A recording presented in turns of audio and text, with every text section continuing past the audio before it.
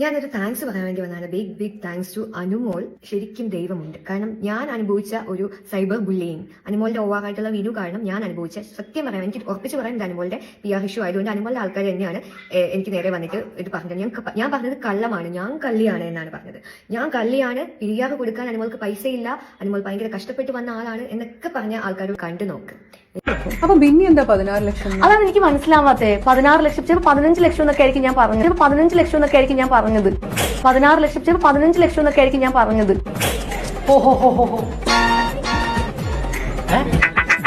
പിആറിന് എത്ര പൈസ കൊടുത്തു? 1 ലക്ഷം. 1 ലക്ഷം കൊടുത്തില്ല. എത്ര കൊടുത്തു? ഒന്നും കൊടുത്തില്ല. 1 ലക്ഷമാണ്, 50 ഞാൻ കൊടുത്തത്. ഇനി 50,000 കൊടുത്തു. 1 ലക്ഷം രൂപയ്ക്ക് ഇത്രയധികം പിആർ കിട്ടും? 50,000 കൊടുത്തു. 50,000 കള്ളം പറഞ്ഞാണ് അവൾ ആകെ എനിക്ക് തന്നത്. ഞാൻ കാണിച്ചു കേട്ടോ. ആൻഡ് അനുവിന്റെ വിഷമങ്ങളും കഷ്ടപ്പാടുകളും ഒക്കെ കണ്ണുനീരും കണ്ട് സർവൈവൽ ആയിരുന്നു എന്ന് പറഞ്ഞ് ഈ ഒരു ഷോയിനെ അങ്ങനെയാക്കി മാറ്റിയത് PR ടീമാണ്. സോ മീഡിയ എന്താണ് ഫീഡ് ചെയ്തത് അതാണ് നിങ്ങൾ വിശ്വസിച്ചിരിക്കുന്നത്. I feel very pity for the influencers and supporters who support Anumol. Anumol PR കൊടുത്തിട്ടില്ല, അത് കൊടുക്കില്ല എന്ന് പറഞ്ഞവർ ഇപ്പൊ എവിടെയാ, എന്താ പറയാനുള്ളത്? And thanks to Vinu. അനുമോളുടെ കൂടെ എല്ലാവരും അനുമോൾ എല്ലാവരും പിച്ച് ചെയ്യുന്നതാണ്.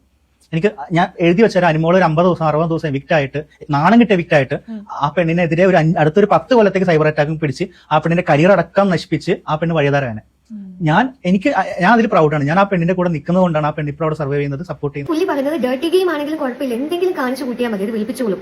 എന്ത് മിസ്റ്റേക്ക് കാണിച്ചാൽ, അതായത് കള്ളം പറയാം, മോഷ്ടിക്കാം, ജാക്കി വെച്ചു എന്ന് പറയാം, സദാചാരം കളിക്കാം, ഡെമോൺസ്ട്രേറ്റ് ചെയ്ത് കാണിക്കാം, അവരെ മോഷ്ടം മോണകളുടെ വിളിക്കാം, എന്ത് രാഗം എന്ത് ചെയ്താലും കുഴപ്പമില്ല. അതെല്ലാം പോസിറ്റീവ് ആക്കി മാറ്റി കുറച്ച് കരച്ചിലും കൂടി ഇട്ടാൽ മതി. അപ്പൊ കറക്റ്റ് അത് പോസിറ്റീവ് ആക്കി മാറ്റാൻ പുള്ളിയെ കൊണ്ട് മാത്രം പറ്റും എന്ന് വീണ്ടും തെളിയിച്ചിരിക്കാം. ഈ ആഴ്ച നിങ്ങൾക്ക് അറിയാം, ഞായറാഴ്ച 7 മണിക്ക് 8 മണിക്ക് ലാലേട്ടൻ കൈ പൊക്കുന്ന അനുമോളെ ആയിരിക്കും. അപ്പോൾ ആൾക്കാർ കൈയടിക്കും. അത്ര എനിക്ക് പറയാനുള്ളൂ. ഇതിൽ ബിന്നി എന്തിനാണ് കിടന്ന് കരയുന്നതെന്ന് മനസ്സിലാവത്തില്ല. അന്ന് ഇതേപോലെ അനുമോള് PR കൊടുത്തു എന്നും പറഞ്ഞിട്ട് ഇവിടെ ഭയങ്കര കരച്ചിലായിരുന്നു. ആ PR കൊടുത്തിട്ട് അനുമോൾ നിൽക്കുന്നു, അത് നല്ല രീതിയിൽ ഗെയിം കളിച്ചിട്ട് ഞങ്ങൾക്ക് ഇവിടെ നിൽക്കാൻ പറ്റുന്നില്ല എന്നുള്ള രീതിയിൽ. അത് ബിന്നിയുടെ ഹസ്ബൻഡ് പുറത്തുനിന്ന് വന്നതിന് ശേഷം നടന്നൊരു സംഭവമാണ്. ആരെങ്കിലും ശ്രദ്ധിച്ചോന്നറിയത്തില്ല. ബിന്നിയുടെ ഹസ്ബൻഡ് പുറത്തു നിന്ന് വന്നിട്ട് അത് കഴിഞ്ഞിട്ടുള്ള ആഴ്ചയിലായിരുന്നു ആ ഒരു സംഭവം. എൻ്റെ ഓർമ്മ ശരിയാണെങ്കിൽ ആ ആഴ്ചയിലായിരുന്നു സംഭവം. പെട്ടെന്ന് ബിന്നി ഭയങ്കര ഇമോഷണലായി അനുവിൻ്റെ മുമ്പിൽ.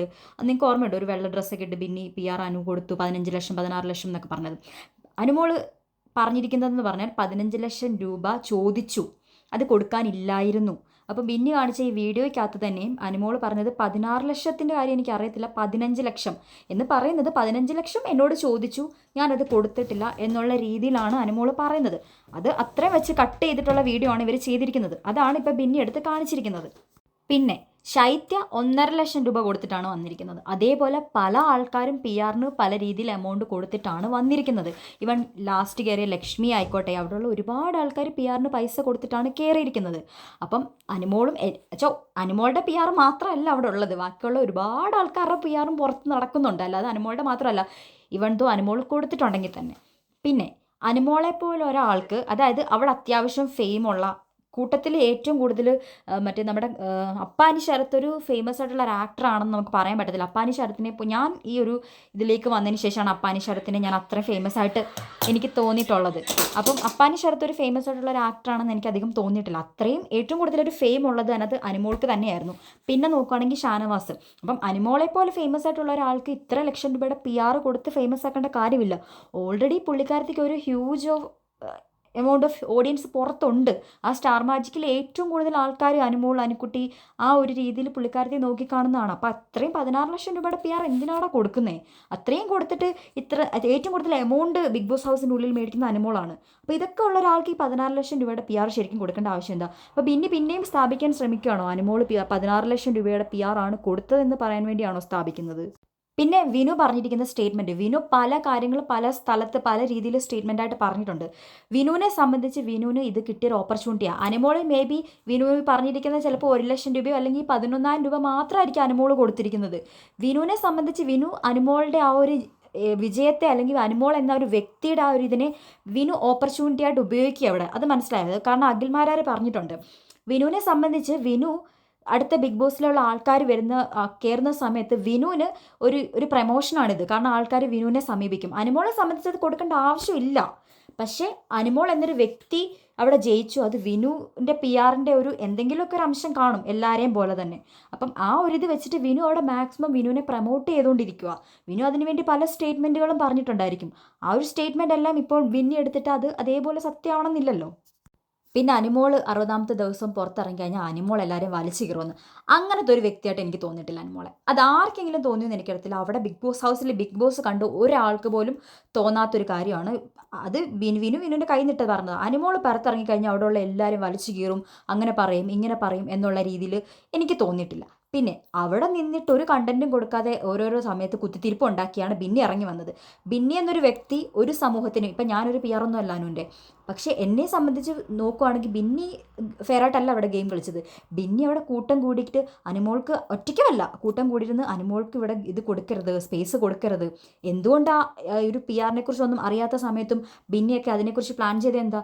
കാരണം ഇവരുടെ എല്ലാം പൊതു ശത്രു അവിടെ അനുമോളാണ്. അനുമോൾ അവിടെ നല്ല രീതിയിൽ ഗെയിം കളിക്കുന്നുണ്ട്, അനുമോൾക്ക് അവിടെ നല്ല സ്പേസ് അനുമോൾ എടുക്കുന്നുണ്ടെന്ന് അറിഞ്ഞിട്ടല്ലേ ബിന്നിയും അതേപോലെ ആര്യനും ശൈത്യയും നമ്മുടെ ജിസേലും എല്ലാവരോടും വട്ടം കൂടിയിരുന്ന് പ്ലാൻ ചെയ്യുന്നത്. അത് ഒരു വട്ടമല്ല, പല വട്ടം അക്ബറും ആ ഗ്യാങ് എല്ലാം ബിന്നിയും കൂടെ ചേർന്നിട്ട് അനുമോൾക്ക് സ്പേസ് കൊടുക്കരുത് എന്നുള്ള രീതിയിലൂടെ പ്ലാൻ ചെയ്യുന്നുണ്ട്. എന്തുകൊണ്ടാണ് അവരോട് പ്ലാൻ ചെയ്യുന്നത്? എന്തിനാണ് അവർ അനുമോളെ പേടിക്കുന്നത്? അനുമോളുടെ PR-നെ കുറിച്ച് ആർക്കും ഒന്നും അറിയത്തില്ല ആ സമയത്ത്.